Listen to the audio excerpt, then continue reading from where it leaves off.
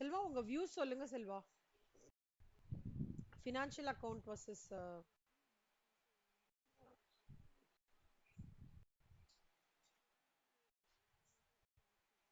Correct correct yes S.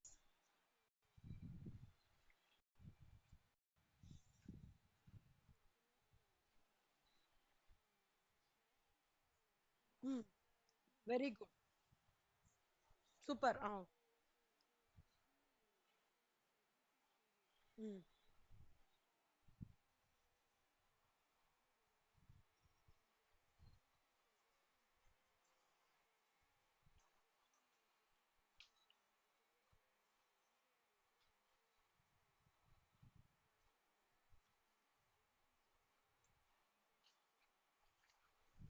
Very good. Super. இது point.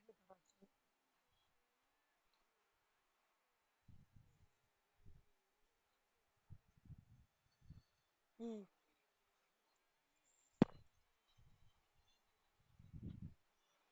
Very good very good.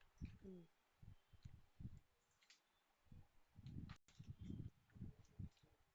Selva voice break ஆகுது. ம்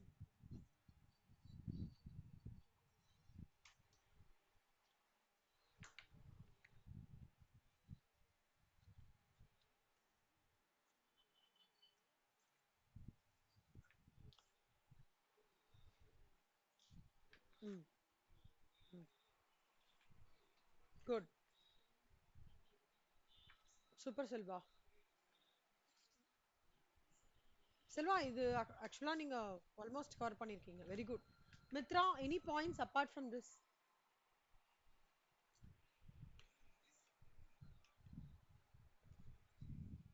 hmm hmm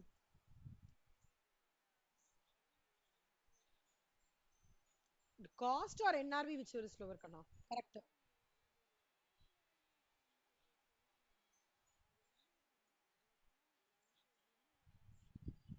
hmm ம்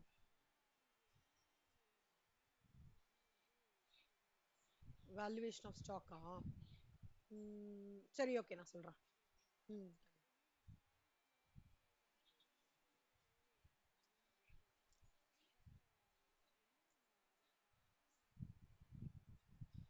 okay okay. As டூன்னு ஒன்று படிப்போம்டா நம்ம இதுல. இங்கே அக்கௌண்டிங் ஸ்டாண்டர்ட் ஏஎஸ் டூனே ஒன்று படிப்போம். அதுல ஏன் பண்றோம் அப்படின்றதே வரும் நம்மளுக்கு. ஸோ கடைசி அக்கௌண்டிங் ஸ்டாண்டர்ட்ஸ்லாம் அதில் ஃபுல்லாக கவர் பண்ணிடுறேன் நான். ம் இல்லை கண்ணா, வஷிதா 10 மினிட்ஸ்ல ஜாயின் பண்றேன்னு இருக்கா. ஓகே கண்ணா. சொல்லுங்க மித்ரா. ம்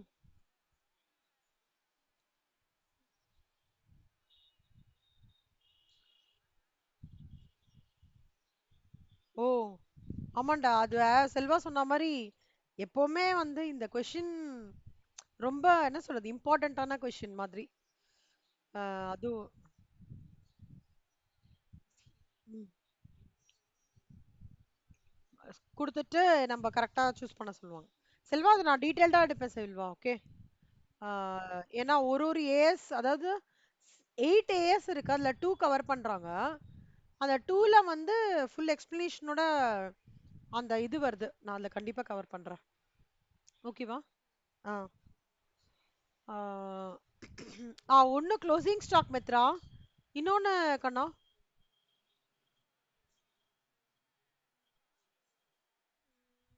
ம் ஆல்மோஸ்ட் எல்லாமே கவர் பண்ணிட்டாங்க செல்வா.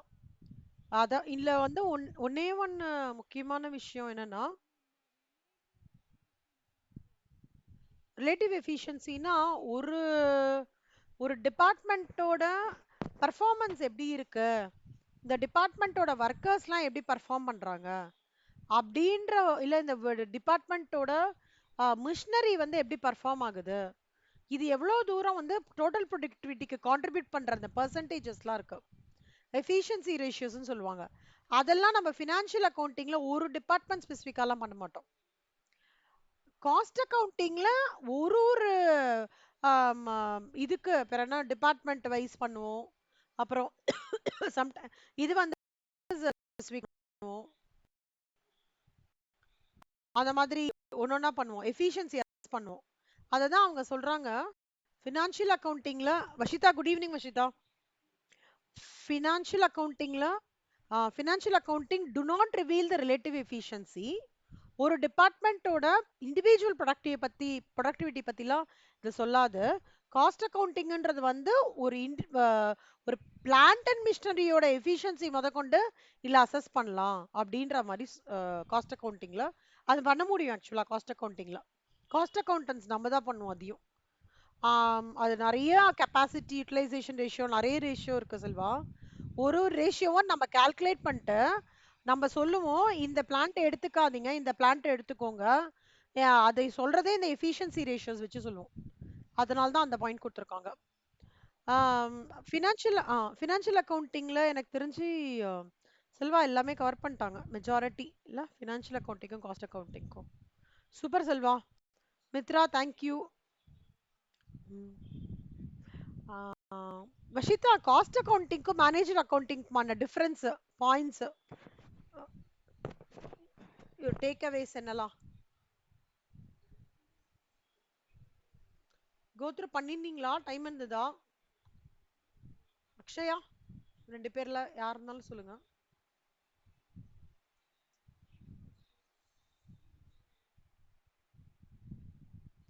ஏய், நான் கேக்குறதாடா பேசுறது?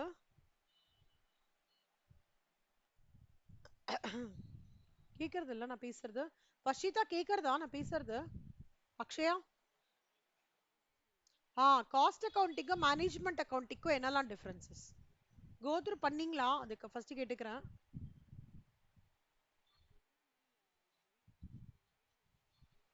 ஓகே கண்ணம்மா, நீங்க இப்ப வந்து இது உங்களுக்கு ஆல்மோஸ்ட் இல்ல இட்ஸ் செகண்ட் ரவுண்ட் இல்ல. இது நீங்க அப்படியே இந்த கிளாஸோடயே சேர்ந்து கோத்ரூ பண்ண ஆரம்பிச்சிருங்க. அப்ப உங்களுக்கு வந்து ஈஸியா இருக்கும். ஏன்னா உங்களுக்கு காலேஜ்ல வேற கேட் அதெல்லாம் சொல்றீங்க. சோ இது ஒரு ரீகேப் செஷன் மாதிரி வச்சுக்கோங்க. சொல்லுங்க. Cost accounting management accounting try பண்ணுங்க.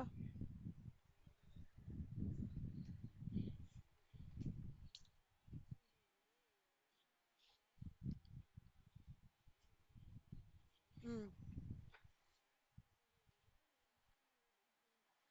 ம்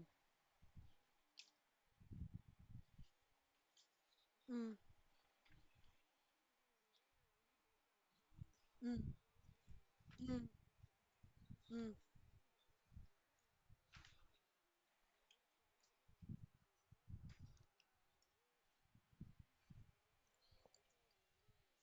we will interpret it. Good. அப்புறம்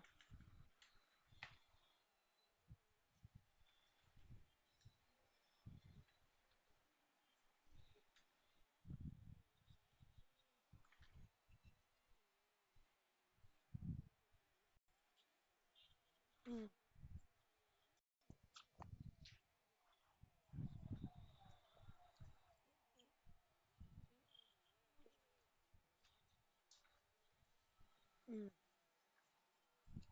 ம் அப்புறம் ஓவர்வியூ. ஓகே அக்ஷயா, நீங்க ட்ரை பண்றீங்களா கண்ணா? சொல்லுங்க.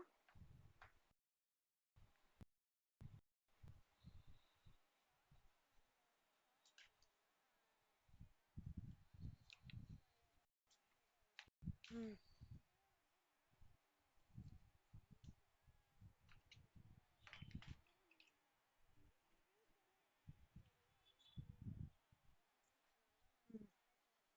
ம்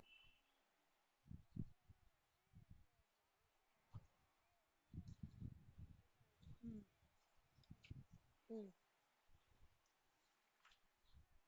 இல்ல கண்ணம்மா. இன்டர் இன்டர்டிபெண்டன்சினா எதுடா சொல்ல வரீங்க?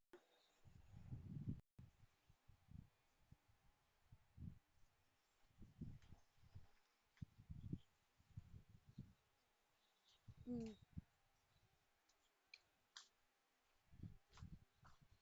ம்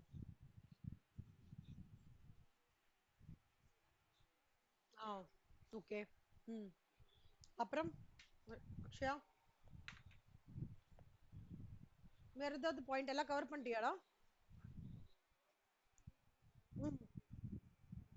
ம்.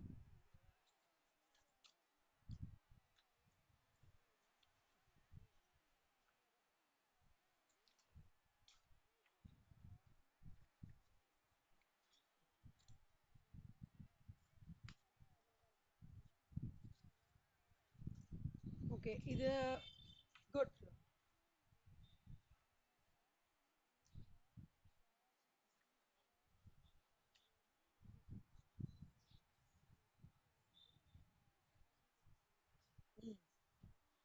கரெக்ட். அதாவது இப்போ ஜாப் ப்ராசஸ்லாம் இருக்கும். அது எல்லாமே நம்ம காஸ்ட் அக்கவுண்டிங் ஸ்டாண்டர்ட்ஸ்க்கு கொடுத்துருப்பாங்கடா. இது இப்படிதான் பண்ணணும். ஓகேவா? இப்போ ட்ரீட்மெண்ட் ஆஃப் ஸ்பாயிலேஜ்னா இப்படிதான் பண்ணணும். ட்ரீட்மெண்ட் ஆஃப் டிஃபெக்டிவ்னா இப்படிதான் பண்ணணும். அந்த மாதிரி ஒவ்வொன்றுத்துக்குமான ஸ்பெசிஃபிகேஷன் ப்ரொசீஜர் வந்து நம்மளோட காஸ்ட் அக்கவுண்டிங் ஸ்டாண்டர்ட்ஸ்ல கிளீனா இருக்கு. மேனேஜ்மெண்ட் அக்கவுண்டிங்ல அப்படி கிடையாது. எப்படின்னா நான் இப்போ ஒரு காஸ்டிங், ஒரு டைப் ஆஃப் காஸ்டிங் நான் எடுத்துட்டு போய் பண்ணி எல்லாம் முடிச்சாலுமே மேனேஜ்மெண்ட்ல இருக்கிற அக்கவுண்டிங்கோட லைக் வியூ எப்படி இருக்கும்னா ஆஹ், பெரிய ப்ராடா இருக்கும். அந்த இதை வச்சு அவங்க என்ன வேணாலும் இந்த மாதிரி தான் ப்ரொசீஜர், மேனேஜ்மெண்ட் டிசிஷன்ஸ் இப்படிதான் எடுக்கணும்ன்றது எங்க ஆர்கனைசேஷனுமே கிடையாது. அவங்க அந்த காம்படிட்டரோட இது ஸ்வாட் அனாலிசிஸ் பண்ணி ட்ரெண்ட் எப்படி போடுதுன்னு பார்த்து இன்னொன்று வந்து எப்படின்னா நம்ம கரண்ட்டாக வந்து எவ்வளோ ப்ராடக்ட்ஸ் ஆப்ரேட் பண்ணுறோம் அந்த மாதிரியான விஷயங்கள் எல்லாம் மைண்டில் வச்சுட்டு தான் ஒரு ஒரு management there is a management லெவலில் இருக்கிறவங்க they will take a call based on the type of the based on the numbers whatever we give. ஆனா காஸ்ட் அக்கவுண்டிங் அப்படி கிடையாது. It should go as a procedure. CA case எப்படி சொல்லியிருக்காங்களோ அதுபடி கண்டிப்பா அதுபடி தான் ரெடி பண்ணியானோம். பட் இது அப்படி கிடையாது. ஒரு சினாரியோ இப்படி எடுத்துப்பாங்க, இல்ல காம்படிட்டர் கிட்ட த்ரெட் ஜாஸ்தியா இருக்கு அப்படி அப்படின்னா அதுக்கு தகுந்த மாதிரி ஒரு டிசிஷன் மேக்கிங் எடுப்பாங்க. இல்ல நம்ம வந்து லைக் நம்மளோட வீக்னஸ் வந்து ஜாஸ்தியா இருக்கு, அப்போ வந்து இன்னொன்று வீக்னஸ் ஜாஸ்தியா இருக்குன்றது போது என்னன்னா நம்மளோட ப்ராடக்ட்டுக்கு வந்து டிமாண்ட் கம்மியா இருக்கு, பட் இதை நான் என்ரிச் பண்ணணும் அப்படின்ற போது மேனேஜ்மெண்ட் அக்கவுண்டிங் அந்த இன்க்ளூட் பண்ற அந்த பாயிண்ட்ஸா இருக்கட்டும், மேனேஜ்மெண்ட் லைக் ஃபோக்கஸ் பண்ற பாயிண்ட்ஸ் வந்து கம்ப்ளீட்லி டிஃப்ரெண்ட். ஸோ ஒரு காலகட்டத்தில் இப்படி டைரக்ஷன் இப்படி டிசிஷன் எடுத்தாங்கன்னா இன்னொரு காலகட்டத்தில் வேற மாதிரி டிசிஷன் எடுப்பாங்க. ஸோ அது அப்படியே அலைண்டா எடுத்துட்டு போனோமானா இல்ல. ஆனா எப்படி இருக்கு? Exactly, exactly. இப்போ நான் கொரோனாக்கு அப்புறம் எப்படியோ நான் அந்த மாதிரி தான் ஆக்ட் பண்ணோம். கொரோனாக்கு முன்னாடி இருக்கிற மாதிரி ஆக்ட் பண்ணானாக்கா சுத்தமா I'm not satisfying the need of the hour. So அது மாதிரி ஒரு விஷயம் தான் மேனேஜ்மெண்ட் அக்கௌண்டிங். இப்போ நான் சொன்னது கோர் பாயிண்ட். அது தவிர வந்து அக்ஷயா சொன்னது, வர்ஷிதா சொன்னது எல்லாமே கவர் ஆயிடுச்சு ஆக்சுவலா ஆல்மோஸ்ட். ஏதாவது டவுட் இருக்கா இதுல? காஸ்ட் அக்கவுண்டிங், மேனேஜ்மெண்ட் அக்கவுண்டிங் அடுத்தது பார்க்கலாமா? ஓகே, யாருது இப்போ லெஃப்ட்? அக்ஷயா, வர்ஷிதா சொல்லிட்டாங்க, Selva. Okay, Mithra financial accounting, management accounting நீங்க ஸ்டார்ட் பண்ணுங்க மித்ரா.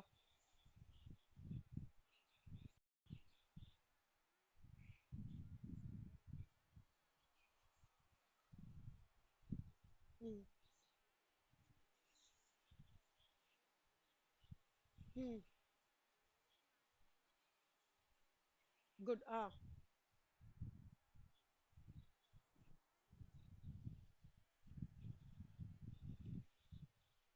ம்.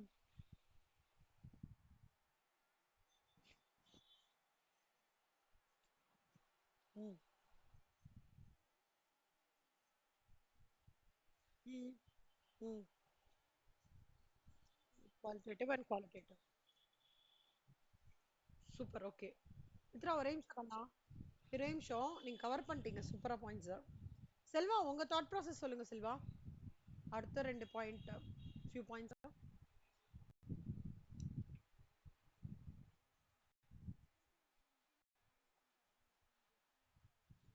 ம்.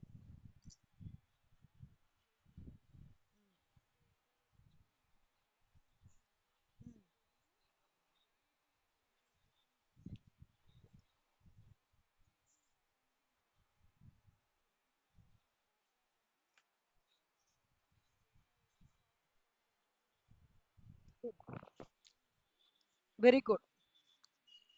Mm.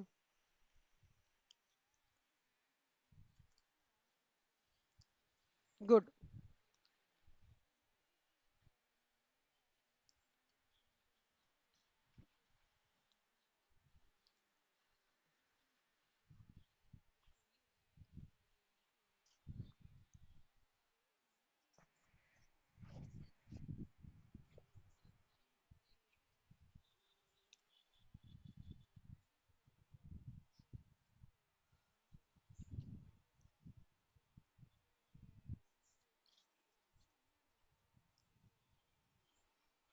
Very good. சூப்பர் கண்ணா. அப்புறம்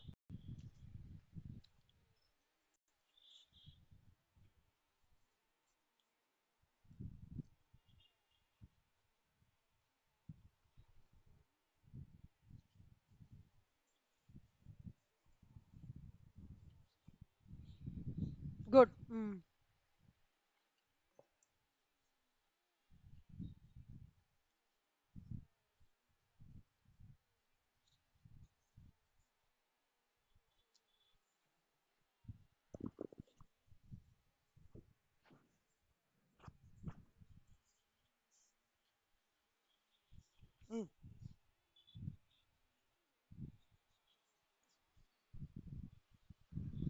குட்.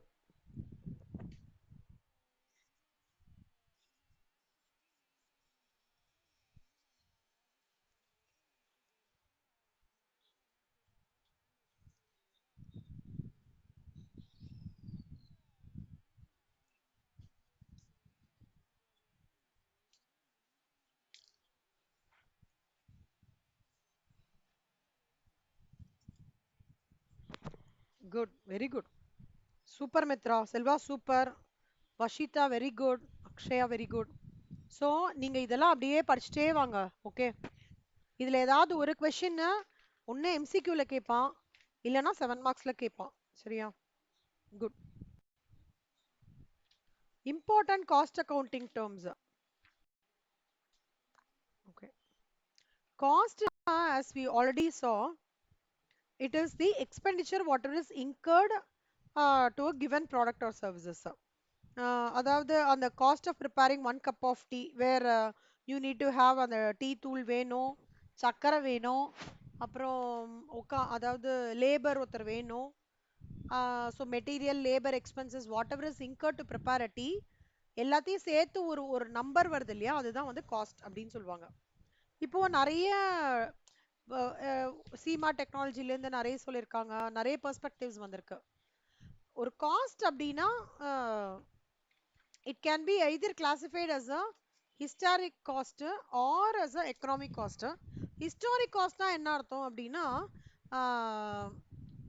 ஹிஸ்டாரிக் காஸ்ட் அப்படின்னா ஏற்கனவே முடிஞ்சு போன காஸ்ட்டை வந்து நான் திருப்பி இப்போ ஏற்கனவே முடிஞ்சு போன காஸ்ட் எடுத்து நான் இப்போ பார்க்குறேன் அப்படின்னா அந்த அந்த பாயிண்ட் ஆஃப் டைமில் அதை ஹிஸ்டாரிக் காஸ்ட்னு சொல்கிறாங்க. சிம்பிளாக உங்களுக்கு நான் அதோட என்ன சொல்ற மீனிங்கை நான் டெலிவர் பண்ணணும்னா, இப்போ ஒரு நான் இதை காஸ்ட் பார்க்குறேன்னா this would have already something that would have already happened in the past for the production of goods and services அப்படின்றது தான் ஹிஸ்டாரிக் காஸ்ட்னு சொல்றாங்க. So out of pocket cost அப்படின்னா என்ன அர்த்தம்னா, it includes expenses such as direct payments for goods, services, wages, or other tangible items. It is often historic in nature, but it is pertinent to decision making. Out of pocket cost, historical cost ரெண்டுமே வந்து ஒரே டெர்மினாலஜிலாம் வந்து இதுல பெருசா changes அப்படின்றதுலாம் எதுவுமே கிடையாது. Economic காஸ்ட்னு ஒரு கான்செப்ட் இருக்கு. எக்கனாமிக் காஸ்ட்ன்றது என்ன கான்செப்ட்னா ஆப்பர்ச்சுனிட்டி காஸ்ட்னு சொல்லுவாங்க. சே ஃபார் எக்ஸாம்பிள், செல்வா இப்போ உங்களுக்கு பிடிச்ச 2 ஃபுட்டு சொல்லுங்களேன் செல்வா. எது 2 ஃபுட்டு? எது?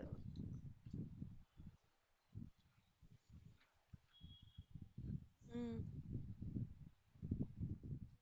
சூப்பர். இடியாப்பம், கிச்சடி. மித்ரா உங்களுக்கு மித்ரா 2 ஃபுட்டு பிடிச்ச ஃபுட்டு? சப்பாத்தி, தோசை. வஷிதா உங்களுக்கு? Dosa chapati chapati dosa okay. Akshaya? Parotta fried rice. ஒரு நிமிஷம் தான்.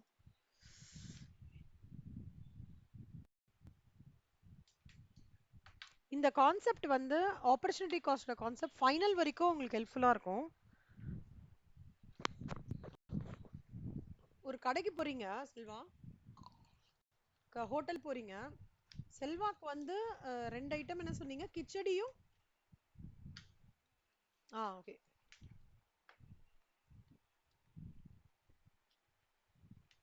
வஷிதாக்கும் மித்ராக்கும் ஒரே இது இல்ல? என்ன சொன்னாங்க வஷிதா?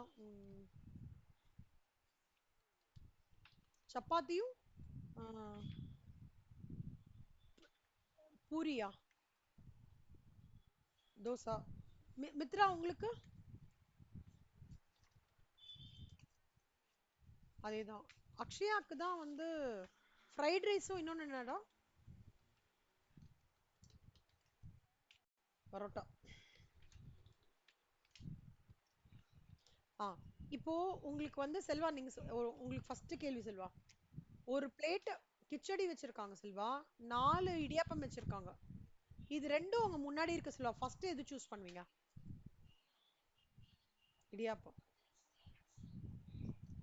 பஷிதா சப்பாத்தி, ஒரு பிளேட் சப்பாத்தி ஒரு பிளேட் தோசை இருக்கு, எது சூஸ் பண்ணுவீங்க ஃபர்ஸ்ட் எடுத்த உடனே?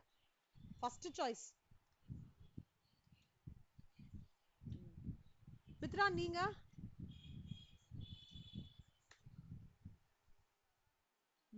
அக்ஷயா நீங்க? இப்போ நல்லா பாத்துக்கோங்கண்ணா, இது உங்களோட first சாய்ஸ்ல. It is the value of the best alternative course of action that was not chosen. அப்படின்னா என்ன அர்த்தம்னா, ஃபர்ஸ்ட் இன்ஸ்டன்ஸ்ல எல்லாரும் இதை சூஸ் பண்ணும்போது உங்களோட ஆல்டர்னேட்டிவ் கோர்ஸ் ஆஃப் ஆக்ஷன் இங்க என்ன? கிச்சடி, இங்க சப்பாத்தி, இங்க வந்து தோசை, இங்க வந்து பரோட்டா, சாரி இங்க வந்து ஃப்ரைட் ரைஸ். அப்பனா நான் வந்து இந்த எதை நான் வந்து சாக்ரிஃபைஸ் பண்றேனோ, நான் வந்து சூஸ் பண்ணாம இருக்கேனோ, அந்த சூஸ் பண்ணாம இருக்கிற வேல்யூ தான் opportunity cost.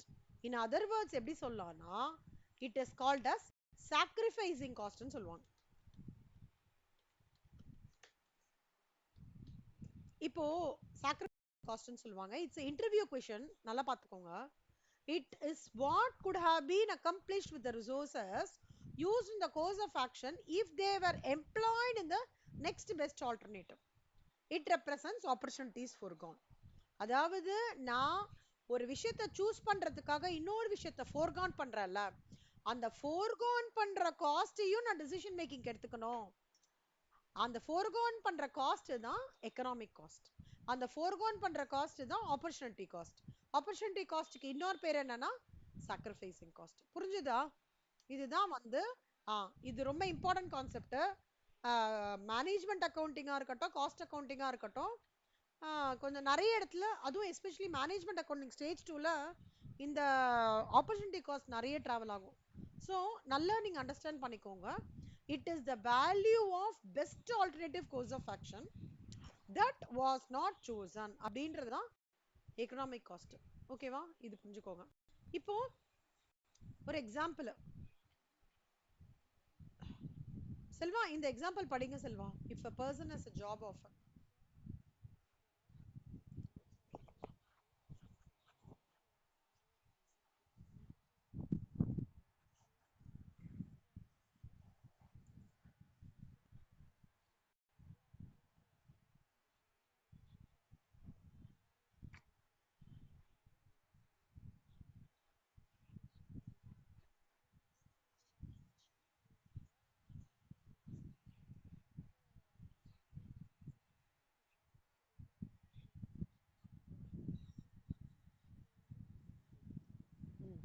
Any benefit whatever is foregone, okay, in doing something அப்படின்றது தான் எக்கனாமிக் காஸ்ட். புரியுதா உங்களுக்கு? இது பயங்கர இம்பார்ட்டன்ட்.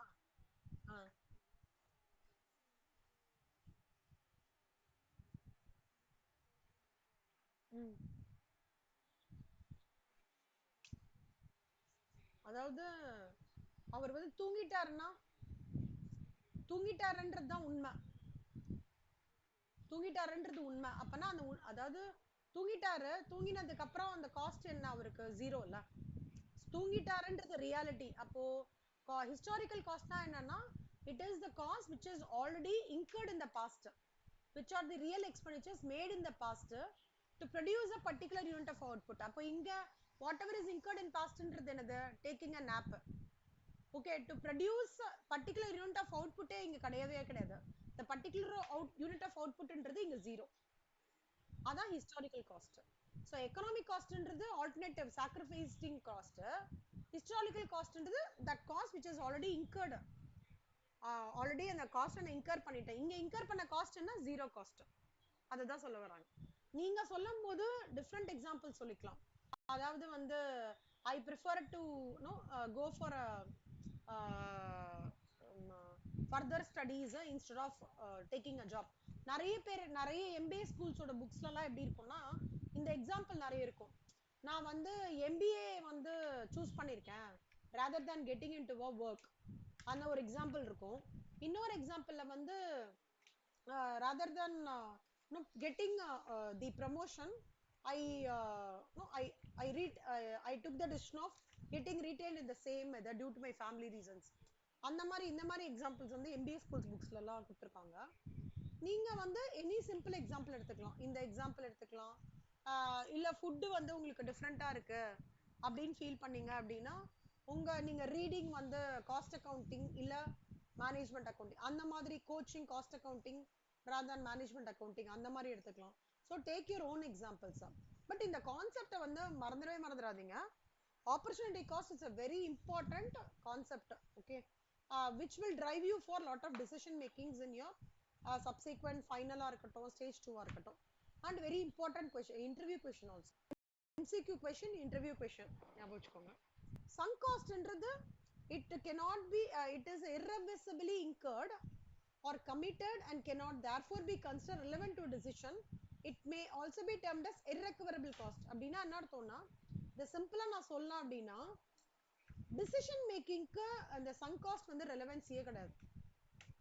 இது வந்து எங்கன்னா மார்ஜினல் காஸ்டிங்கோட லைக் ரொம்ப அட்வான்ஸ்டா நம்ம சம்ஸ் போடுவோம் மேனேஜ்மெண்ட் அக்கௌண்டிங்ல, அங்க sunk cost வரும். ஒரு காஸ்ட் இன்கரா இருக்கும், ஆனா என்னோட டிசிஷன் மேக்கிங்க்கு அது ரொம்ப இம்பார்ட்டண்டா அப்படின்னா கிடையாது. அந்த மாதிரி ஒரு காஸ்ட் தான் sunk cost. இம்ப்யூட்டட் காஸ்ட்ன்றது வந்து ஹைப்போதெட்டிக்கல் ஆர் நோஷனல் காஸ்ட். இந்த நோஷனல் ப்ராஃபிட்னு சொல்லிட்டு நோஷனல் ப்ராஃபிட் இல்ல நோஷனல் ப்ராஃபிட் இல்ல நோஷனல் ரெண்ட்ன்ற ஒரு கான்செப்ட் இருக்கும். நீங்க கேள்விப்பட்டிருக்கீங்களா? இன்கம் ஃப்ரம் ஹவுஸ் ப்ராப்பர்ட்டில நோஷனல் ரெண்ட்னு ஒரு கான்செப்ட் படிச்சிருப்பீங்க. நீங்க கேள்விப்பட்டிருக்கீங்களா செல்வா, மித்ரா?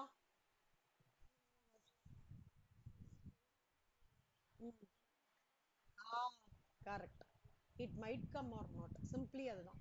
அதாவது நோஷனல் ரெண்ட்னா என்னன்னு சொல்றேன். நீங்க வந்து வஷிதா, நீங்க வந்து ஒரு வீடு வாங்குறீங்க வஷிதா, ஓகே? அந்த வீடு வாங்கிடுறீங்க, இஎம்ஐ எல்லாம் பே பண்ணி உங்ககிட்ட வந்துருது. அந்த வீடை வந்து ரெண்ட் கூடணும்னு நினைக்கிறீங்க. பாக்குறீங்க பாக்குறீங்க வரவே இல்லை. ஒரு 6 மாசம் 7 மாசம் ஆச்சு, 8 மாசம் வரவே இல்லை. அந்த பினான்சியல் இயர் எல்லாம் வரவே இல்லை. ஆனா நோஷனல் ரெண்ட்னு சொல்லிட்டு ஒரு பார்ட் ஆஃப் எலமெண்ட்டை வந்து இன்கம் ஃப்ரம் ஹவுஸ் ப்ராப்பர்ட்டில காமிக்கிறோம் நம்ம. அப்படின்னா என்ன அர்த்தம்? ஒருவேளை நான் ஒரு டெனன்ட் அங்க உட்காத்தி வச்சேன்னா எனக்கு என்ன ரெண்ட் வந்திருக்கும், அந்த ரெண்ட் அங்க நான் காமிக்கிறோம். அதுக்கு பேர் தான் notional rent. It's an hypothetical, it's a imaginary number not involving cash outflow. இது நோஷனல் ரெண்டா?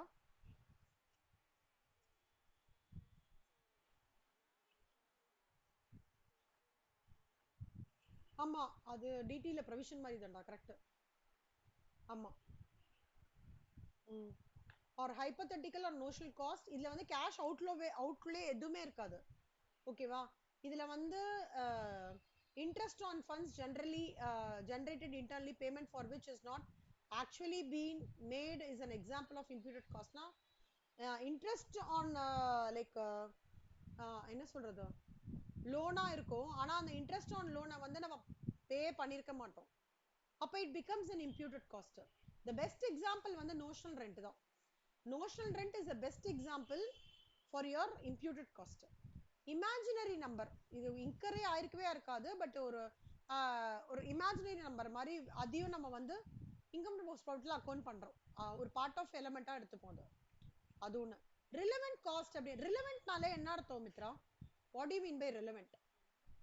இந்த ஒரு நிமிஷம் பிஃபோர் கெட்டிங் இன் ப்ரொசீடிங், இந்த ஸ்டடி நோட் ஒன்னை டீட்டெயில்டா நான் எடுத்துப்பேன். ஓகே, ஏன்னா இதுதான் வந்து உங்களுக்கு வந்து பேஸ் எலமெண்ட். இந்த பேஸ் எலமெண்ட் வந்து நீங்க டெர்மினாலஜிஸா இருக்கட்டும், அந்த கான்செப்ட்ஸா இருக்கட்டும் ஸ்ட்ராங் பண்ணிட்டீங்கன்னா மற்ற சாப்டர்லாம் கிடுகிடுன்னு போறதுக்கு ஈஸியா இருக்கும். ஸோ அதனால இந்த சாப்டரை வந்து நல்ல ஒரு அஸ்திவார மாதிரி பலமா போட்டுருங்க. ஏன்னா இந்த காஸ்ட் அக்கௌண்டிங்ல இந்த சாப்டர் பலமா போட்டீங்கன்னா மேனேஜ்மெண்ட் அக்கௌண்டிங் ஸ்டேஜ் 2ல, அதுக்கப்புறம் வந்து உங்களுக்கு எஃப்எம்ல சில கான்செப்ட்ஸ், எஃப்எம்ல சில கான்செப்ட்ஸ், இது ஸ்டேஜ் 3ல வந்து சில கான்செப்ட்ஸ்க்கு காஸ்ட் மேனேஜ்மெண்ட்டுக்குலாம் ரொம்ப ஹெல்ப்ஃபுல்லா இருக்கும். நல்ல இந்த தியரியை நல்லா மனசிலாக்கிட்டு நல்லா ஸ்ட்ராங் பண்ணிக்கோங்க. ஓகேவா? ஸோ எல்லாமே நான் கவர் பண்ணுவேன், ஃபுல் தியரி கவர் பண்ண போறேன், நல்லா பார்த்துக்கோங்க. மித்ரா, ரிலவெண்ட் அப்படின்னா என்ன meaning Mithra? What do you mean by relevant?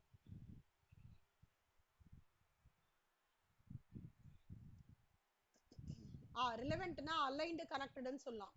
இன்னும் கொஞ்சம் அடுத்த லெவல் போனோம்னு வச்சுக்கோங்களேன், இம்பார்ட்டன்ட் சிக்னிஃபிகன்ட்னு சொல்லுவாங்க. ஓகேவா? ஒரு டிசிஷன் மேக்கிங்க்கு சிக்னிஃபிகன்ட்னு சொல்லுவாங்க. ஓகே, அதாவது நான் வந்து ஒரு டிசிஷன் ஃபியூச்சர்ல எடுக்க போறேன்டா. ஃபார் எக்ஸாம்பிள், எனக்கு வந்து என் மேரேஜ் டைம்ல ஒரு டிசிஷன் மேக்கிங் இருந்தது. நான் அந்த வேலைக்கே போனோமா இல்லை வேற வேலை சேஞ்ச் ஓவர் ஆகணுமான்ட்டு டியூ டு ஷிஃப்ட் ப்ராப்ளம். அப்போ எனக்கு வந்து நான் வந்து என்ன பண்ணணும்னா, இப்போ கரண்டா இருக்கிற சேலரி வந்து எனக்கு ரிலவெண்ட். எனக்கு it is a very very it was basically significant cost for me, relevant cost. ஆனா என்ன ஆகும்னா அது ஒரு that will play a very important role for my decision making. So அந்த மாதிரி எந்த காஸ்ட்டை வந்து நீங்க ஒரு பார்ட் ஆஃப் சினாரியோலயோ கேஸ் ஸ்டடிலையோ நீங்க பாக்குறீங்க அப்படின்னா, that type of cost is called as relevant cost. Relevant cost is nothing but a significant cost for your decision making purposes. ஓகேவா? ஸோ இதுல வந்து ரிலவெண்ட் காஸ்ட், irrelevant காஸ்ட்னு ரெண்டு இருக்கு. relevant காஸ்ட்ன்றது significant for a specific purpose or a situation for a decision making, co decision making. irrelevant காஸ்ட்ன்றது வந்து decision makingக்கு ரொம்ப ஹெல்ப்ஃபுல்லா இருக்காது, அததான் irrelevant ன்னு சொல்லுவாங்க. avoidable cost and unavoidable cost. avoidable cost னா என்னன்னா, are those which under given conditions of performance efficiency should not have been incurred. Unavoidable costs are which are inescapable costs which are essentially to be incurred within the limits or norms provided for.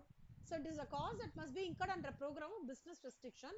It is in nature and inescapable. Unavoidable காஸ்ட்ன்றது inescapable ரா, அதுலேருந்து நம்ம escape ஆகவே முடியாது. unavoidable cost. Okay, avoidable காஸ்ட்ன்றது yes, நான் வந்து ஓரளவுக்கு அதுலேருந்து escape ஆகி வரலாம் அப்படின்றது avoidable cost. Controllable and non controllable cost. Controllable காஸ்ட்ன்றது it is subject to direct control at some level of managerial supervision. அதாவது நான் சூப்பர்வைஸ் பண்ணேன், அதை நான் வந்து கண்ணு குத்தி பாம்பா நான் பார்த்து பண்றேன் அப்படின்னா கண்ட்ரோலபிள் காஸ்ட். இல்ல நான் கண்ணு குத்தி, இப்போ எது நான் சொல்லிட்டேமா கண்ட்ரோலபிள் காஸ்ட் எக்ஸாக்டா நம்ம வீட்டோட எலக்ட்ரிசிட்டி சார்ஜ். நிறைய பேர் வீட்டுல யாருமே இருக்க மாட்டாங்க, அந்த ரூம்ல லைட் போட்டுட்டே இருப்பாங்க, பார்த்துருக்கீங்களா? ஏன் எரியுது, ஏன் எரியல, ஏன் ஃபேன் போட்டிருக்காங்கன்னே தெரியாது, எரிஞ்சுனே இருக்கும் 24 மணி நேரமும், அந்த மாதிரி இருக்கும். ஸோ அந்த விஷயம் வந்து இப்போ நான் வந்து டேக் ஓவர் பண்ணேன் அப்படின்னா, இல்லை நீங்க யாராவது டேக் ஓவர் பண்ணீங்கன்னா, ஆஸ் அ காஸ்ட் அக்கௌண்டர் என்ன பண்ணலாம், அவங்க வெளியில வந்த உடனே நான் போய் ஸ்விட்ச் ஆஃப் பண்ணிட்டு வரலாம். அப்போ என்ன ஆகும், எனக்கு எலக்ட்ரிசிட்டி பில்லு கம்மியாகும். So which is a controllable cost. இதை வந்து something which I can control it, it is my purview, it is in my manager supervision. ஆக்சுவலா மெனி மேனுஃபேக்சரிங் ஃபெசிலிட்டிஸ்ல இந்த மாதிரி நடக்கும். எப்பெல்லாம் வந்து ரொம்ப ஸ்ட்ரெஸ்டா இருக்காங்களோ லேபரர்ஸ்லாம் என்ன பண்ணுவாங்கன்னா, மெயின் சப்ளையை வந்து அணைக்காமே கிளம்பி போயிடுவாங்க. people are very stressed, they are not comfortable with the company, they are not comfortable with bonus, ஏதோ விதமான ஒரு டிமோட்டிவேட்டடா இருக்காங்கன்னா முக்கியமான பாயிண்ட்ஸ் எல்லாம் அணைச்சிட்டு போனோன்றதுல அணைச்சிட்டே போக மாட்டாங்க. அப்ப என்ன ஆயிடும்னா அந்த எலக்ட்ரிசிட்டி காஸ்ட் ஜாஸ்தி ஆகும். அப்போ சம்படி அதுக்கு வந்து அதுக்காகவே ஒரு பீப்புள்லாம் அப்பாயிண்ட் பண்ணுவாங்க. அந்த மாதிரி டைப்லாம் சில சில காஸ்ட் ஷீட்லாம் பார்க்கும்போது எலக்ட்ரிசிட்டி காஸ்ட்லாம் நீங்க நம்பவே மாட்டீங்க, ஜாஸ்தியா இருக்கும். போன வருஷத்துக்கு இந்த வருஷம் பார்த்தா பயங்கரமா இருக்கும். எந்த விதமான பிளான்ட் அண்ட் மிஷினரி மாத்திருக்க மாட்டாங்க, எதுவுமே மாத்திருக்க மாட்டாங்க. அதெல்லாம் என்ன இண்டிகேஷன்னா இட் அது morale of the employees imply பண்றது. இல்ல சம்டைம்ஸ் ஃபிளக்சுவேஷன்ஸ்னால அப்படி கூட ஆகலாம். ஆனா இந்த கண்ட்ரோலபிள் காஸ்ட்ன்றது which is directly in your direct control. Non controllable காஸ்ட்ன்றது completely not subject to control at any level of managerial supervision. Managerial அவர் பார்த்தாலும் சரி பார்க்கலன்னா சரி அந்த காஸ்ட்டை வந்து நம்மளால கண்ட்ரோல் பண்ணவே முடியாது. அந்த மாதிரி இருக்கிறது நான் கண்ட்ரோலபிள் காஸ்ட். இது அடுத்தது வந்து காஸ்ட் ஆப்ஜெக்ட். காஸ்ட் ஆப்ஜெக்ட்னா என்ன அர்த்தம்னா ஒரு ப்ராடக்ட், ஒரு ஹமாம். செல்வா நீங்க என்ன சோப் யூஸ் பண்றீங்க? என்ன சாரி? சந்திரிகா. ஓகே. வர்ஷிதா நீங்க? பிஎஸ். ஸோ சந்திரிகா பிஎஸ் அப்படின்னா ஒரு காஸ்ட் அக்கௌண்டன்ட் நம்ம என்ன சொல்லணும்னா அது ஒரு காஸ்ட் ஆப்ஜெக்டா சொல்லணும். ஓகேவா? ஒரு சேல்ஸ் டெரிட்டரி குர்கான்ல ஒரு சேல்ஸ் டெரிட்டரி இருக்கு, ராயல் என்ஃபீல்டோட சேல்ஸ் டெரிட்டரி இருக்குன்னா அது ஒரு காஸ்ட் ஆப்ஜெக்ட். அப்படின்னா என்ன அர்த்தம்னா a product a customer ரெண்டுத்தையுமே காஸ்ட் ஆப்ஜெக்ட் தான் நம்ம சொல்லுவோம். So cost object is basically a product service center activity customer or distribution channel in relation to which cost are ascertained. அததான் காஸ்ட் ஆப்ஜெக்ட்னு சொல்றோம். காஸ்ட் யூனிட்ன்றது ஒரு device for purpose of breaking up separating into cost into சின்ன சின்ன சின்ன subdivisions. அதாவது cost unit as a unit of product or a service in relation to which cost are ascertained. Cost யூனிட்ன்றது வந்து எப்படி வரும்னு சொல்ற பாருங்களேன். இப்போ ஒரு கார் மேனுஃபேக்சரர் அப்படின்றது ஒரு பிசினஸ்னு வச்சுக்கோங்களேன். காஸ்ட் யூனிட்ன்றது பிராண்ட் ஆஃப் கார். இப்போ எக்ஸாம்பிளுக்கு நான் சொல்றேன்னா எனி பிராண்ட் ஆஃப், இப்போ வந்து பென்ஸ் இருக்குன்னு வச்சுக்கோங்களேன். பிசினஸ் அந்த கார் மேனுஃபேக்சர் பென்சஸ் அவர் வந்து பென்ஸ் இதுதான் யூஸ் பண்றாருன்னா ஸோ பென்ஸ்ன்றது காஸ்ட் யூனிட். ஓகேவா? இப்போ பில்டர் இருக்காரு ஹிரானந்தினின்றவங்க, பிசினஸ் வந்து அவருக்கு கன்ஸ்ட்ரக்ஷன் லைன்ல இருக்காரு. ஹிரானந்தினி இன் மும்பை அப்படின்றது காஸ்ட் யூனிட். புரியுதா? ஆடிட் கம்பெனி டெலாய்ட்ன்றாங்க, டெலாய்ட்ல சார்ஜபிள் ஹவர்ன்றது வந்து காஸ்ட் யூனிட். அதுதான் வந்து காஸ்ட் யூனிட். அப்பனா என்னன்னா any cost unit is a form of measurement of volume of production of a product or a service. So the cost unitன்றது it's very much appropriate to the type of business. அதான் cost unit. Composite cost யூனிட்னா என்னன்னு சொல்றேன். இதோட ஒரு higher version மாதிரி வச்சுக்கோங்களேன். இதுக்கு ரெண்டு part இருக்கு. காம்போசிட் காஸ்ட் யூனிட்டுக்கு ரெண்டு பார்ட். எப்படி சொல்லுவாங்கன்னா பேஷண்ட் ஒரு ஹாஸ்பிட்டலுக்கு ஒரு ஒரு நாளைக்கு எவ்வளவு பேஷண்ட்ஸ் வராங்க, ஒரு நாளைக்கு அதாவது ஒரு நாள்ல எவ்வளவு பேஷண்ட்ஸ் வராங்க, ஒரு நாளைக்கு எவ்வளவு பேஷண்ட்ஸ், அந்த மாதிரி ரெண்டுத்தையும் கிளப் பண்ணி பண்றது. இப்ப இது ஒரு எக்ஸாம்பிள் சொல்றேன். இங்க இருக்கு டிரான்ஸ்போர்ட்னு சொன்னோம்னா ஒரு லாரி எவ்வளவு டன் எடுத்துன்னு போறது, ஒரு லாரி எவ்வளவு கிலோமீட்டர் கவர் பண்றது. பேசஞ்சர்ஸ் அதே மாதிரி ஒரு ஒரு ரயில் ட்ரெயின் இருக்குன்னா அந்த ட்ரெயின் எவ்வளவு பேசஞ்சர்ஸ் கேரி பண்றது, எவ்வளவு கிலோமீட்டர்ஸ் போறது. அந்த மாதிரி ரெண்டு யூனிட்ஸை வந்து கிளப் பண்ணி நான் ஒரு அசஸ்மெண்ட் ஆஃப் காஸ்ட் பண்றேன்னா அதுக்கு பேர் என்ன சொல்லுவாங்கன்னா காம்போசிட் காஸ்ட் யூனிட். மாடியூல் 5ல இதை டீடைல்டா படிப்போம். ஓகேவா? காம்போசிட் காஸ்ட் யூனிட் மாடியூல் 5ல டீடைல்டா படிப்போம். அண்டர் த ஹெட் ஆபரேஷன் காஸ்டிங்ல டீடைல்டா படிப்போம். காஸ்ட் சென்டர், காஸ்ட் சென்டர்ன்றது நிறைய பேர் கேள்விப்பட்டிருப்பீங்க. கரெக்டா? காஸ்ட் சென்டர்ன்றது வந்து எப்படி வரும் அப்படின்னா they are the collecting places of cost before they are further analyzed.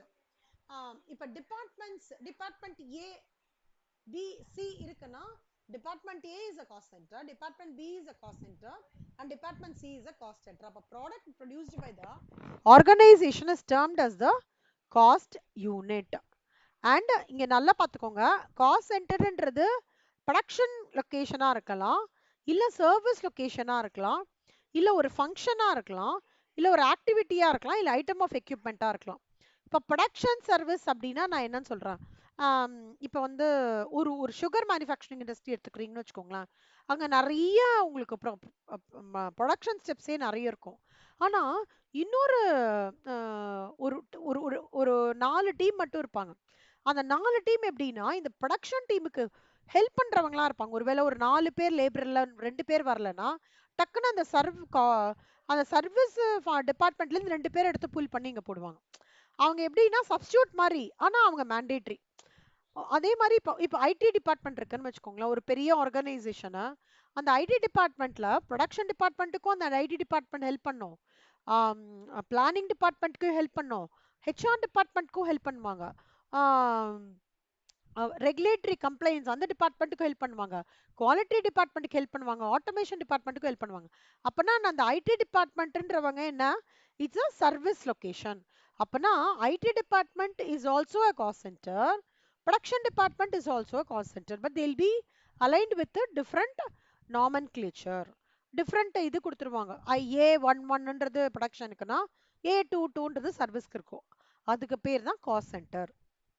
Okay, இப்போ காஸ்ட் சென்டர்ன்றது 2 காஸ்ட் சென்டர் இருக்கு, personal and impersonal cost centres. Personal cost சென்டர்ன்றது வந்து ஒரு பர்சன் இல்ல குரூப் ஆஃப் பர்சன்ஸை பர்சனல் காஸ்ட் சென்டர்னு சொல்லுவாங்க. Cost centres which are not personal cost centres are impersonal cost centres. இப்போ வந்து பெட்டரா எப்படி சொல்லணும்னா, ப்ரொடக்ஷன் காஸ்ட் சென்டர் இருக்குன்னு வச்சுக்கோங்களேன். அதாவது ப்ரொடக்ஷன் காஸ்ட் சென்டர்ல என்னெல்லாம் இருக்கும், machine shop, welding shop, assembly shop, அதுக்கப்புறம் வந்து அதுலயே வந்து பேக்கிங் ஷாப்பு அந்த மாதிரிலாம் இருக்கும். சர்வீஸ்ன்றவங்க இப்போ நான் சொன்னேன்ல, இப்போ இன்வெர்டர் இருக்கு, இன்வெர்டர் அப்படின்றது ஒரு டிபார்ட்மெண்ட் இருக்குன்னு வச்சுக்கோங்களேன். இன்வெர்டர்ன்றது சர்வீஸ் காஸ்ட் சென்டர்ஸ். ஏன் சொல்லுங்க அக்ஷயா, ஏன் இன்வெர்டர் வந்து சர்வீஸ் காஸ்ட் சென்டர் நம்ம சொல்றோம்? அக்ஷயா அக்ஷயா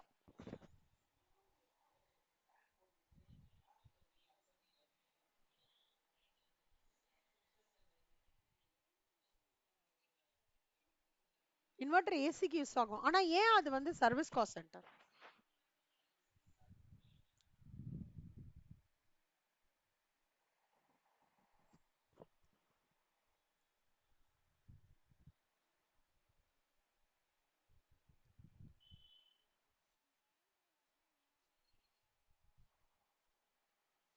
இல்லடா, அதெல்லாம் ரீப்ளேஸ்மெண்ட் கண்ணா. ஏன் வந்து இன்வெர்டர்ன்றத வந்து சர்வீஸ் காஸ்ட் சென்டர், அதாவது பவர் ஹவுஸை ஏன் சர்வீஸ் காஸ்ட் சென்டர்னு சொல்றாங்க? அதாவது எப்படி சொல்றேன்னா, பவர் அதாவது இன்வெர்டர்ன்றது வந்து எப்போ யூஸ் பண்ணுவாங்க, பவர் இல்லாத போது இன்வெர்டர் பேட்டரியில சார்ஜ் ஆகுமா. நான் இன்வெர்டரை வந்து சர்வீஸ் காஸ்ட் சென்டர்ல கிளாஸிஃபை பண்றேன். எதனால பண்றேன்னு நீங்க நினைக்கிறீங்க, அந்த மாதிரி கேக்குறேன்.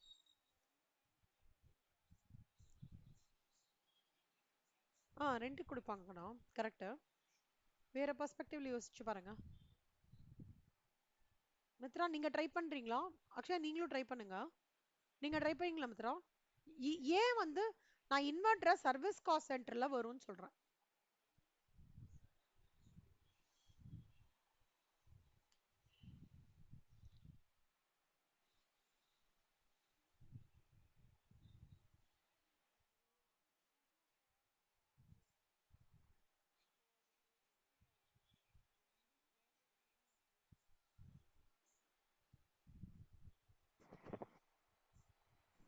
புது ப்ராடக்ட் பண்ண முடியாது.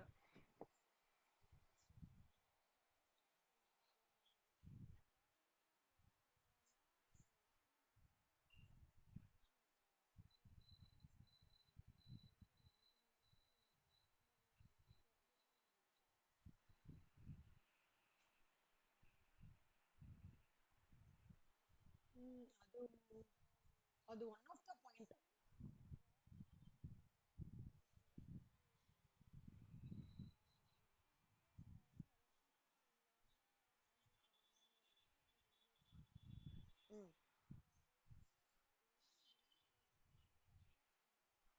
மெயின் ப்ரொடக்ஷனுக்கு சப்போர்ட் பண்றது. கரெக்ட். குட். மித்ரா உங்க பாயிண்ட் என்ன மித்ரா?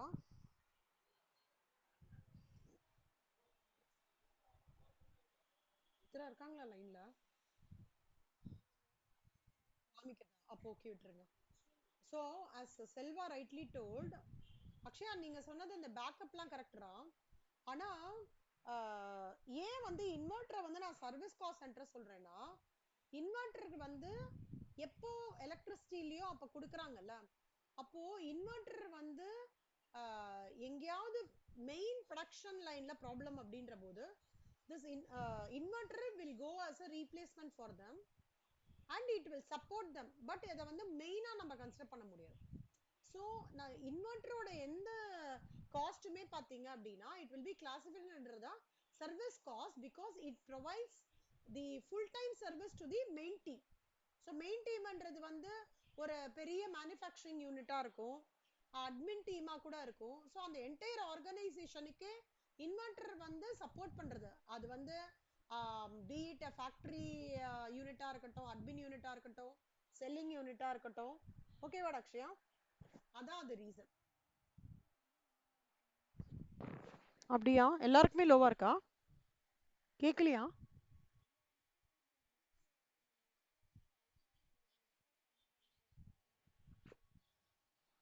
ஓ, சரி சரி, okay. So service cost centres இப்போ கேட்கறதா எல்லாருக்குமே? Okay okay. ஆ ஆ ஓகே. வஷிதா உங்களுக்கு? Akshaya? Okay, okay. Thanks. So service cost centers are for rendering service to the production cost center, like powerhouse, maintenance source, and purchase office. So cost center என்றது என்னன்னா, it's a responsibility center whose managers are normally accountable for only those costs that are under their control are known as expense centers. Responsibility center அப்படின்னா என்ன அர்த்தம்னா, they are basically accountable for its business goals and objectives.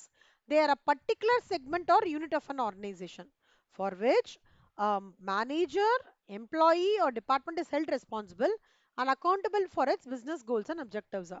It refers to the part of the economy where a manager has authority and responsibility.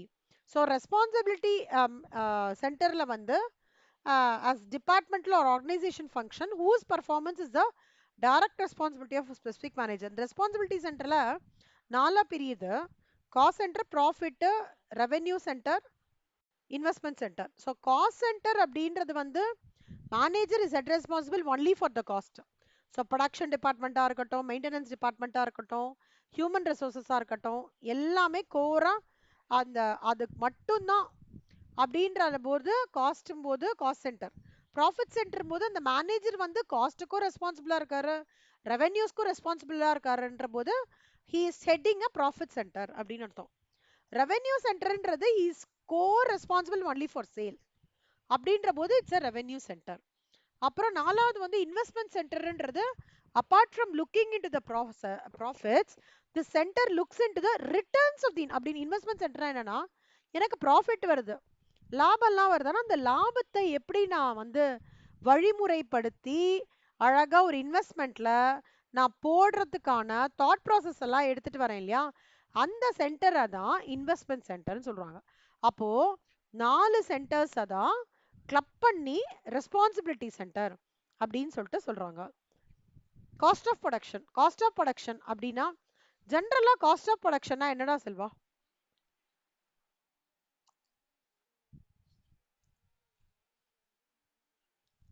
ம்,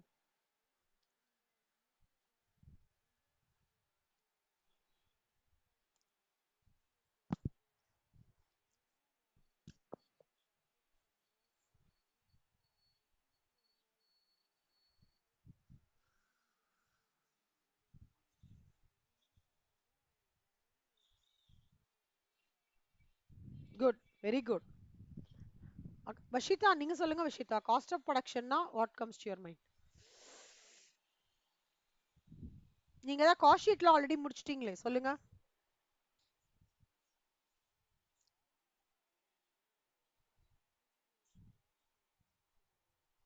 ம்.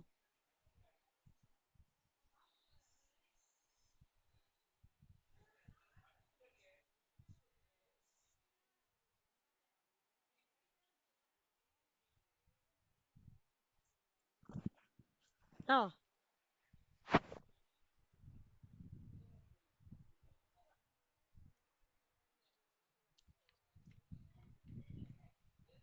ஆ super, very good.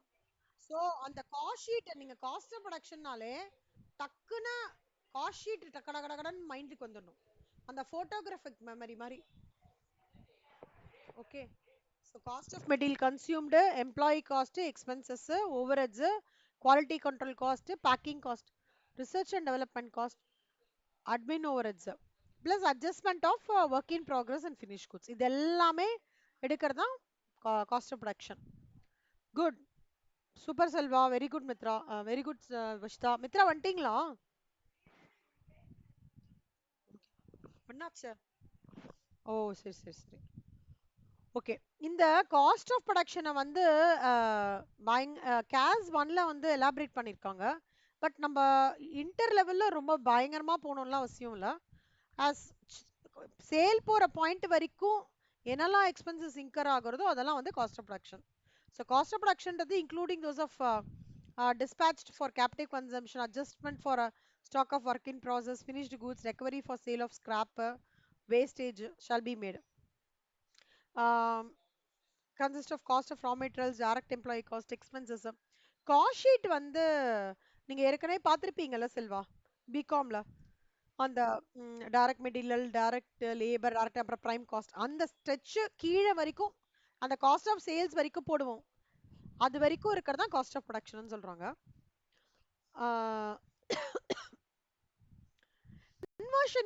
Conversion காஸ்ட்னா என்னன்னு சொல்லிடுறேன். This term is defined as the sum of direct wages, expenses and overhead cost of ஒரு ரா மெட்டீரியலை அழகா ஒரு finished ப்ராடக்டா நான் convert பண்றதுக்கு ஒரு ஸ்டேஜ்லேருந்து ஒரு ஸ்டேஜ் ஆஃப் ப்ரொடக்ஷன்லேருந்து இன்னொரு ஸ்டேஜ் ஆஃப் ப்ரொடக்ஷனுக்கு ஒரு ஒரு ஒரு கம்ப்ளீட் ஸ்ட்ரெச்சை நான் மூவ் பண்ணி எடுத்துட்டு போறேன் இல்லையா. ஒரு காஸ்ட் இந்த ப்ராசஸ்லேருந்து இன்னொரு ப்ராசஸ் மூவ் பண்ணும்போது அந்த காஸ்ட் இன்கர் ஆகுறதுல அதுக்கு பேர் தான் conversion cost. So conversion cost is the cost of converting, includes என்னன்னா direct labour, direct expenses and production overheads. எனக்கு இந்த வாட்டியே போன வாட்டியே ஞாபகம் இல்லை. கன்வர்ஷன் காஸ்ட் எம்சிக்யூல வந்தது, எக்ஸாக்டா ஞாபகம் இல்லை. ஜூன் 24 இல்ல டிசம்பர் 24 இல்ல ஜூன் 25 ஞாபகம் இல்லை. பட் கன்வர்ஷன் காஸ்ட் கேட்டிருந்தான் எம்சிக்யூல. அதனால நோட் பண்ணிக்கோங்க, இது இம்பார்ட்டன்ட் கணம். ஓகே. இப்போ நம்ம பார்க்குற எல்லா தியரியுமே எம்சிக்யூக்கு பயங்கரமான ஒரு இம்பார்ட்டன்ட் அண்ட் தியரி கொஸ்டின்ஸ்க்கு. அதுவும் ஸ்டடி நோட் 1 வந்து எம்சிக்யூஸ்க்கு நல்லா கான்ட்ரிபியூட் பண்ணும். ஓவர்ஹெட் காஸ்ட்ன்றது இப்போ நம்ம பிரைம் காஸ்ட்ன்றது என்னன்னா direct material, direct labour, direct expenses. இதெல்லாம் வந்து என்னால ப்ராடக்ட் ரிலேட்டட் தான் அப்படின்றது ஆணித்தனமா நான் சொல்றேன்னு வச்சுக்கோங்களேன். அதை தவிர சில காஸ்ட் இருக்கு, எது என்னால டைரக்ட்லி என்னால ப்ராடக்ட்டுக்கு தான் அப்படின்னு ட்ரேஸ் அவுட் பண்ண முடியல அப்படின்ற ஒரு காஸ்ட்டை தான் ஓவர்ஹெட்ஸ் அப்படின்னு சொல்றாங்க. அதுக்கு என்னெல்லாம் சொல்லுவாங்கன்னா indirect material, indirect employees, indirect expenses. அதை தான் ஓவர்ஹெட்ஸ்னு ஒரு சாப்டர் தனியா படிப்போம். ஓகேவா. மெட்டீரியல் காஸ்டிங்ற ஒரு சாப்டர் தனியா படிப்போம். லேபர்ன்றது தனித்தனியா படிப்போம். நம்ம தனித்தனியா படிக்கிற ஒண்ணுத்த அது அது எல்லாத்தோட ஒன்லைனர் மீனிங் தான் வந்து நம்ம இந்த சாப்டர்ல படிக்கிறோம். ஓகேவா. இதெல்லாம் உங்களுக்கு பின்னாடி இப்படியே டீட்டெயிலாக எடுத்துரும். சிம்பிளா ஓவர்ஹெட்ஸ்னா என்ன ஞாபகம் வச்சுக்கோங்கன்னா that is not directly traceable to the product. இது it includes indirect material, indirect expenses and indirect employees. போதும், அவ்வளவுதான். அதுக்கப்புறம் இது ஓவர்ஹெட்ஸ்ல இதெல்லாம் வந்து 5 டைப்ஸ் இருக்கு. ப்ரொடக்ஷன் ஓவர்ஹெட்ஸ் வந்து involve in production of the product, indirect cost. அட்மினும் அதே மாதிரி indirect cost related to management and administration. Distribution காஸ்ட்ன்றது ஒரு ப்ராடக்ட்டை வந்து டிஸ்பேட்சுக்கு போகும்போது அந்த டைம்ல till it reaches the hands of the consumer, டிஸ்பேட்ச்காக இருக்கும்போது ஒரு டெலிவரி எக்ஸ்பென்சஸ் பண்ணுவோம் இல்லையா, அதுதான் டிஸ்ட்ரிபியூஷன் எக்ஸ்பென்சஸ். ஓவர்ஹெட்ஸ். செல்லிங் ஓவர்ஹெட்ஸ்ன்றது அந்த sale of products of services, அதுக்கான எக்ஸ்பென்சஸ் இன்கர் பண்றது. மார்க்கெட்டிங்ன்றது என்னன்னா predominantly touching on your advertisement cost. So நல்லா ஞாபகம் வச்சுக்கோங்க, ஓவர்ஹெட்ஸ் எப்படி பிரிகிறது? Production, admin, distribution, marketing overheads, selling overheads. ஓகேவா. இதெல்லாம் வந்து கேஸ் ஒன்ல ஓவர்ஹெட்ஸ்ல கவர் பண்றாங்க. காஸ்ட் அக்கவுண்டிங் ஸ்டாண்டர்ட்ஸ் என்ன, எப்படி அக்கவுண்டிங் ஸ்டாண்டர்ட்ஸ் இன் ஃபினான்ஷியல் அக்கவுண்டிங்ல நம்மளுக்கு வந்து ஒரு குரான் மாதிரியோ, பைபிள் மாதிரியோ, பகவத்கீதா மாதிரியோ ஒரு அக்கௌண்டன்ட்டுக்கு இருக்கோ, அதே மாதிரி ஒரு காஸ்ட் அக்கௌண்டன்ட்டுக்கு காஸ்ட் அக்கவுண்டிங் ஸ்டாண்டர்ட்ஸ் தான் குரான், பைபிள் அண்ட் பகவத்கீதா. அது என்ன சொல்றதோ, அது என்ன கைட்லைன்ஸ் குடுக்குறாங்களோ, அதுல என்ன ரூல்ஸ் அண்ட் ரெகுலேஷன்ஸ் இருக்கோ, அதெல்லாம் கிளியரா ஆஸ் அ காஸ்ட் அக்கவுண்டன்ட் நம்ம கண்டிப்பா ஃபாலோ பண்ணணும். And it gives guidance to யாருக்கெல்லாம்? User organisation, government bodies, regulators, research agencies, academic institutions to achieve uniformity and consistency in classification, measurement and assignment of cost to products and services.